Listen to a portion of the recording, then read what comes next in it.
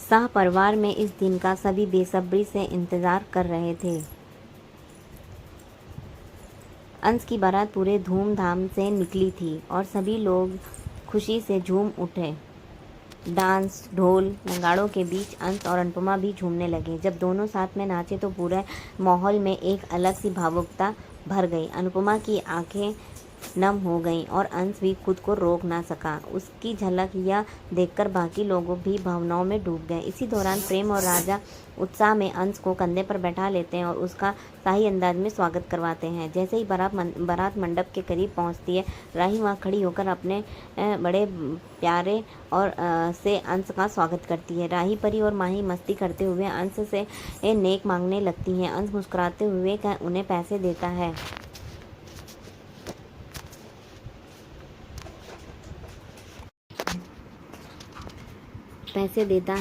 थोड़ी देर तक हंसी मजाक चलता है और माहौल हल्का फुल्का बना रहता है। तभी प्रेम अंश के पास आता है और दिल से उसका धन्यवाद करता है। वह कहता है कि अंश की वजह से प्रार्थना आज इतनी खुश है, वरना उन्होंने कभी सोचा नहीं था कि उनकी बेटी के जीवन में इतनी खुशी आएगी। अंश बड़े आत्मविश्वास से जवाब देता है कि वह हमेशा प्रार्थना को खुश रखेगा और उसकी हर इच्छा पूरी करेगा। दोनों एक दूसरे से गले मिलते हैं। अनुपमा भी यह देखकर कहती है कि प्रार्थना को इस घर में मायके का सारा प्यार मिलेगा, वह कभी खुद को अकेला महसूस नहीं करेगी। लेकिन लीला भी इस बात पर आश्वासन देती है कि वे प्रार्थना को बहू नहीं बल्कि बेटी बनाकर अपनाएंगे। यह सुनकर सभी की आंखें नम हो जाती हैं। मनोहर जी भावुक होकर कहते हैं कि आजकल के समय में जहाँ शादियों में धोखाधड़ी आम हो गई है, वहाँ यह शादी सचमुच खास है, क्योंकि यह प्यार और विश्वास पर टिकी है। अनुपमा फिर से अंश की आरती उतारती है और राही मजाक करते हुए अंश का नाक खींचती है। सब जोर जोर से हंसते हैं और डांस करते हुए अंदर मंडप की ओर बढ़ जाते हैं। लेकिन बाहर खड़ी अनुपमा का मन कहीं और भटक रहा था। वह मन ही मन सोच रही थी कि काश पराग जी इस शादी में आते। उसकी आंखों में पिता और बेटी के रिश्ते की कमी साफ झलक रही थी। उसने भगवान से प्रार्थना की कि किसी तरह से चमत्कार हो जाए और प्रार्थना के पिता थोड़ी देर के लिए ही सही लेकिन इस शादी में आ जाएं। उधर मंडप में पहुंचकर सभी लोग फिर से डांस करने लगते हैं और हंसते हुए कहता है कि उसकी दुल्हन आखिर है कहाँ। सब मिलकर उसे छेड़ने लगते हैं। राही मजाक में कहती है कि क्या हुआ, थोड़ी देर प्रार्थना को नहीं देखा तो इतनी याद आ रही है। सब खिलखिलाने लगते हैं। इसी बीच लीला अनुपमा से कहती है कि वह जाकर प्रार्थना को लेकर आए, लेकिन अनुपमा तुरंत मना कर देती है। वह कहती है कि हर रस्म क्यों वही क्यों निभाए, इस बार प्रार्थना के मायके वाले उसे लेकर आएंगे। फिर वह प्रेम और अनिल की ओर देखती है और कहती है कि पिछली बार जब प्रार्थना की शादी हो रही थी तो आप दोनों खुश नहीं थे। शायद आपको अंदेशा था कि वह रिश्ता सही नहीं है, लेकिन इस बार प्रार्थना सच्चे दिल से खुश है, इसलिए इस पल को भी जी भरकर जी लीजिए और गर्व से अपनी बेटी को लेकर आइए। राही भी उनकी बात का समर्थन करती है। इसके बाद प्रेम, अनिल, राजा और बादशाह प्रार्थना को लेने जाते हैं। प्रार्थना उन्हें देखकर बेहद खुश हो जाती है। प्रेम और अनिल कहते हैं कि हम दुनिया की सबसे अच्छी दुल्हन है, दुल्हन को उसके सबसे अच्छे दूल्हे के पास लेकर जाएंगे। सब मुस्कुराते हुए और प्रार्थना को लेकर मंडप की ओर चलते हैं। जैसे ही प्रार्थना की एंट्री होती है, अंश उसे देखने के लिए बेताब उठता है। उसकी आंखों में प्यार और इंतजार साफ झलकता है। वरमाला की रस्म भी शुरू करने से पहले भोज कहता है कि पर्दा हटाने से पहले अंश और प्रार्थना मनोकामना मांगेंगे। प्रार्थना मन ही मन भावना से प्रार्थना करती है कि उसके पिता इस शादी में शामिल हो सकें। अंश दुआ करते हैं कि प्रार्थना और उनके बच्चे को उसके पिता का आशीर्वाद मिले। जैसे ही पर्दा हटता है, अंश और प्रार्थना एक दूसरे को देखकर मुस्कुरा उठते हैं। दोनों के चेहरे पर खुशी झलकती है। तभी वरमाला की रस्म शुरू करने से पहले किंजल कहती कि यहाँ पर सिर्फ एक ही वरमाला है। सब थोड़े हैरान हो जाते हैं, परेशान हो जाते हैं। अनुपमा की चिंता बढ़ जाती है। अचानक जिंगेश एक दूसरी वरमाला लेकर आता है और मजाक में कहता है कि आज उसकी शादी है। वह अनीता को वरमाला पहनाने लगता है। यह देखकर सभी हैरान रह जाते हैं और तुरंत उसे रोकते हैं। लीला गुस्से से उसे डांटती है। मनोहर जी गंभीर स्वर में कहते हैं कि आज तुम्हारी नहीं बल्कि कंस की शादी है। तो झुला कर कहता है कि कंस नहीं, अंश है। जिंगेश की हरकतों पर आखिरकार सब हंसने लगते हैं और माहौल हल्का हो जाता है।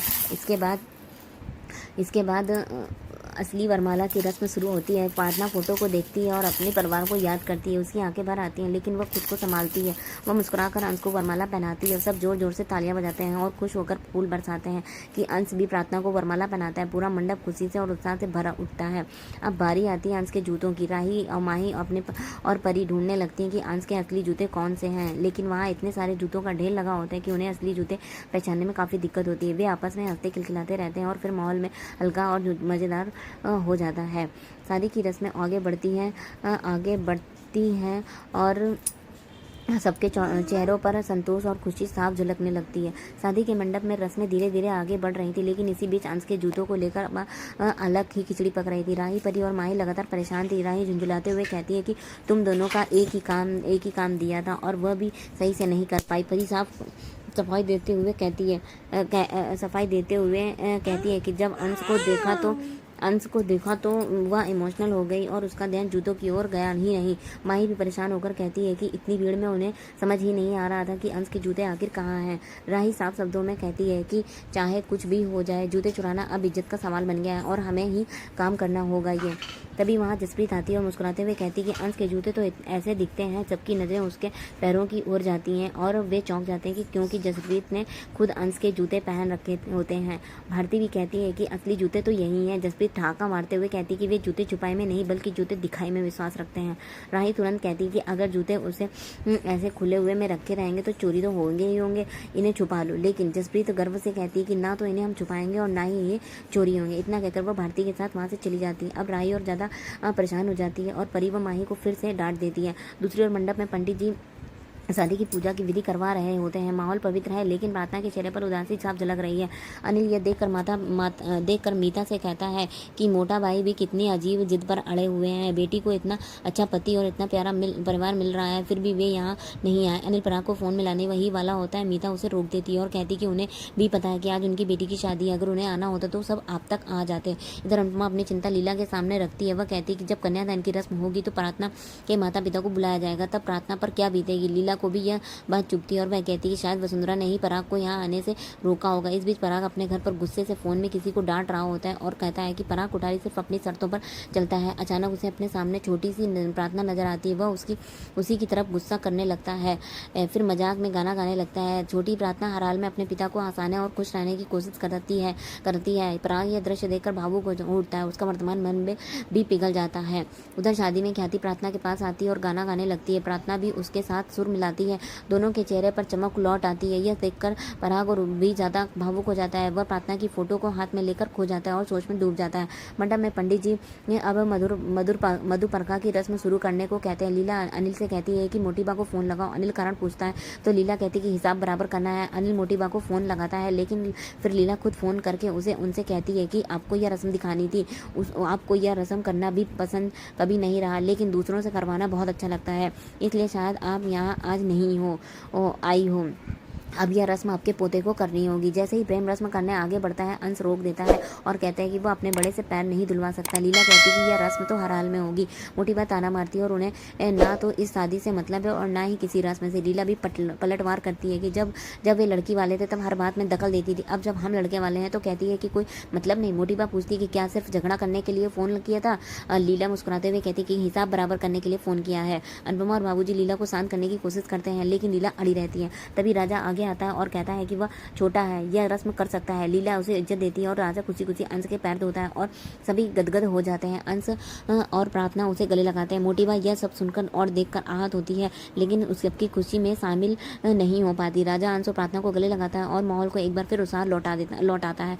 शादी की रस्में पूरी श्रद्धा और भावनाओं के साथ आगे बढ़ती रहती हैं। एपिसोड यहीं खत्म नहीं होता, लेकिन अगले एपिसोड में झलक और भी चौंकाने वाली होगी। उसमें दिखाया जाएगा कि जिग्नेश किसी तरह अंश के जूते पहन लेता है और पूरे मंडप में अफरा तफरी मच जाती है और कोई उन जूतों को पाने की कोशिश करता है और कोई इस बीच साहब डांस करने लगते हैं। इस हलचल में अनुपमा जब काम कर रही होती तो उसका साड़ी का पल्लू दीपक की लौ पर गिर जाता है, उसमें आग लग जाती है। यही देखकर राही घबरा जाती है, तुरंत दौड़कर अनुपमा को मम्मी कहकर पुकारती है। वह पानी से आग बुझाती है और रोते हुए अनुपमा को गले लगा लेती है। अनुपमा उसे संभालते हुए कहती है कि वह बिल्कुल ठीक है, लेकिन राही घबरा कर कहती है कि आपको ध्यान रखना चाहिए था, अगर आपको कुछ हो जाता तो उसका क्या होता है। यह सुनकर अनुपमा की आंखें भर आती है और वह राही को सीने से लगा लेती है। इस तरह शादी का यह दिन जहाँ खुशी और रस्मों से भरा था, वहीं रिश्तों की भावनाओं और तकरारों से भी सराबोर रहा।